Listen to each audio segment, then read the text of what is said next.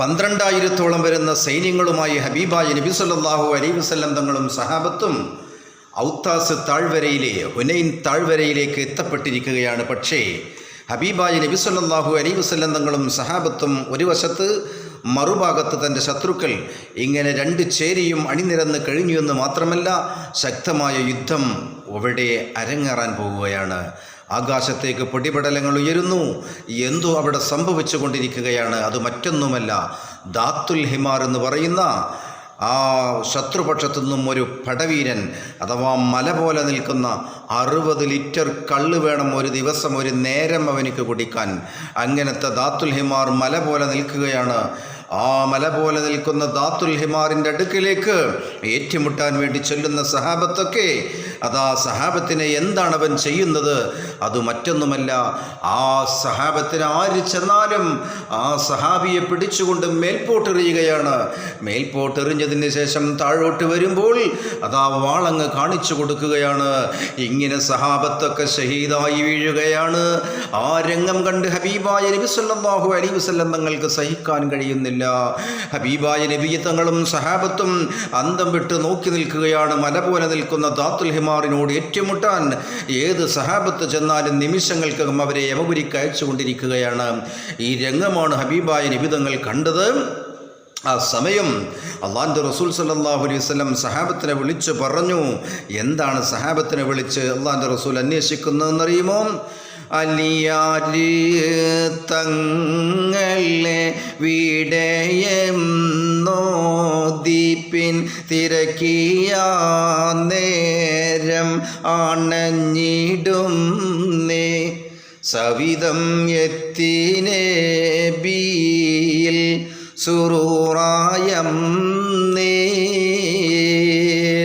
അള്ളാഹിൻ്റെ റസൂൽ സഹാബത്തിനോട് പറഞ്ഞു, സഹാബ, ഇദ്ദേഹത്തിനോട് ഏറ്റുമുട്ടാൻ, ഈ മല പോലെ നിൽക്കുന്ന ദാത്തുൽ ഹിമാറിനോട് ഏറ്റുമുട്ടാൻ എൻ്റെ അലിക്കല്ലാതെ കഴിയില്ല. എവിടെയാണ് അലി? ഉടനെ തന്നെ മഹാനായ സഹാബ അലി തങ്ങളെ വിളിച്ചു വരുത്തുകയാണ്. അങ്ങനെ അള്ളാഹിൻ്റെ റസൂലിൻ്റെ സവിധത്തിൽ വന്ന് നിന്ന അലി റളിയല്ലാഹു തആല അൻഹു പറഞ്ഞു, ഹബീബായ നബിയെ, എന്തിനാണ് എന്നെ വിളിച്ചത്? ഉടനെ തന്നെ അള്ളാഹിൻ്റെ റസൂൽ പറഞ്ഞു, സഹാബത്തൊക്കെ അതാ യമപുരിച്ചായ്ക്ക് വെച്ചുകൊണ്ടിരിക്കുകയാണ്, സഹാബത്തൊക്കെ ഷഹീദായി വീണുകൊണ്ടിരിക്കുകയാണ്. ഇനി നിങ്ങളിൽ മാത്രമാണ് എൻ്റെ പ്രതീക്ഷ എന്ന് പറഞ്ഞപ്പോൾ മഹാനായ അലിയും കറമല്ലാഹു വജ്ഹുഹു മല പോലെ നിൽക്കുന്ന ദാത്തുൽ ഹിമാറിനെ കണ്ടൊന്ന് ഞെട്ടിവിറക്കുകയാണ്. ഖൈബറിൻ്റെ രണാങ്കണത്തെ കിടിലം കൊള്ളിച്ച മുറൈബ് ചക്രവർത്തിയുടെ കൊട്ടാരത്തിൻ്റെ കോട്ടവാതിൽ ഒരൊറ്റ വലിക്ക് പറിച്ചെടുത്ത മഹാനായ, ഖൈബർ കോട്ട ഫത്ഹാക്കി തന്ന മഹാനായ അലിയും കറമല്ലാഹു വജ്ഹുഹു പെട്ടെന്നതാ ഒരു വേള ചുള്ളിപ്പോവുകയാണ്. നബിയേ, എനിക്ക് സാധ്യമല്ല. മല പോലെ നിൽക്കുന്ന ദാത്തുൽ ഹിമാറിനോട് ഏറ്റുമുട്ടാൻ അലിതങ്ങൾക്കും സാധ്യമല്ലെന്നോ അള്ളാഹിൻ്റെ റസൂല് പറഞ്ഞു. പറ്റൂല അലിയേ, നിങ്ങളെ മാത്രമാണ് എൻ്റെ പ്രതീക്ഷ. നിങ്ങളല്ലാതെ ഇനി ദാത്തുൽ ഹിമാറിനോട് ഏറ്റുമുട്ടാൻ ആരുമില്ല അലി എന്ന് പറഞ്ഞപ്പോൾ മഹാനായ അലി റളിയല്ലാഹു തആല അൻഹു പറഞ്ഞു, നബിയേ, എനിക്ക് അവനോട് ഏറ്റുമുട്ടാൻ കഴിയില്ല നബിയേ. ഉടനെ തന്നെ മഹാനായ അഷ്റഫുൽ വറ ത്വഹ സല്ലല്ലാഹു അലൈഹി വസല്ലം തങ്ങൾ അവിടുന്ന് അലിയോട് പറയുകയാണ്, അലി, എൻ്റെ അടുക്കലേക്കൊന്ന് അടഞ്ഞു നിൽക്കൂ അലി. അങ്ങനെ മഹാനായ അലി റളിയല്ലാഹു തആല അൻഹുവിനെ അള്ളാഹിൻ്റെ റസൂല് എന്ത് ചെയ്തെന്നറിയുമോ? കവി തന്നെ പറയട്ടെ. അല്ലിയാറുഫാമീലായി വിരലും പ്രവേശിച്ച്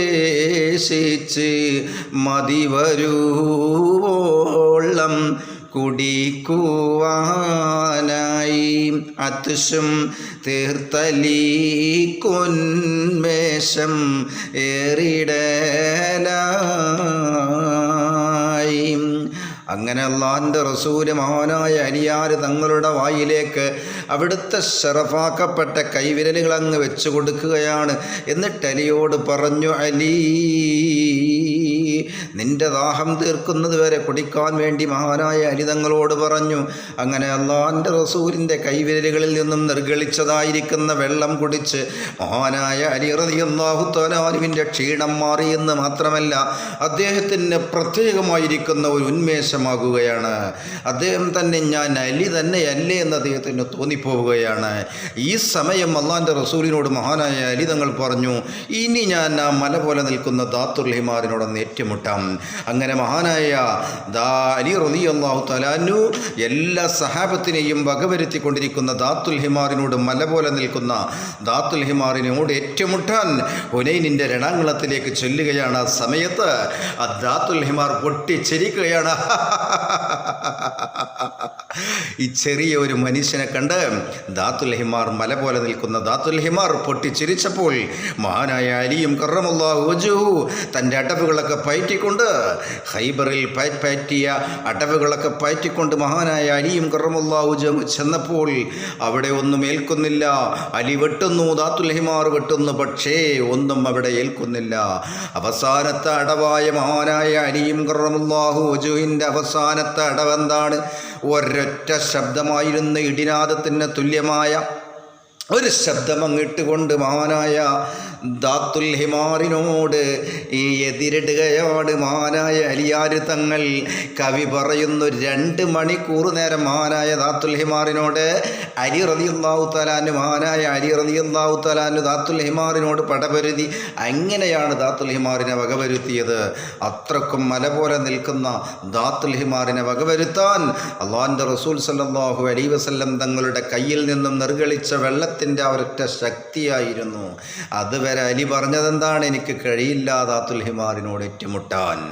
അങ്ങനെ ഹുനൈനിൻ്റെ രണാങ്കളത്തിൽ മല പോലെ എല്ലാ സഹാബികളെയും ഷഹീദാകാൻ വേണ്ടി യമപുരിക്കയച്ചതായിരിക്കുന്ന ദാത്തുൽ ഹിമാറിനോട് ഏറ്റുമുട്ടാൻ അർശിലെ പുലി എന്ന് അള്ളാഹിൻ്റെ റസൂൽ വിളിച്ചതായിരിക്കുന്ന മഹാനായ അലി തങ്ങളെയാണ് അവസാനം ഹുനൈനിൻ്റെ രണാങ്കണത്തിലേക്ക് ദാത്തുൽ ഹിമാറിനെ വകവരുത്താൻ വേണ്ടി പറഞ്ഞയച്ചതെങ്കിൽ ആരാണ് അലി എന്ന് ഇൻഷാ അല്ലാഹ് അടുത്ത എപ്പിസോഡിൽ നമുക്ക് പ്രതിപാദിക്കാം.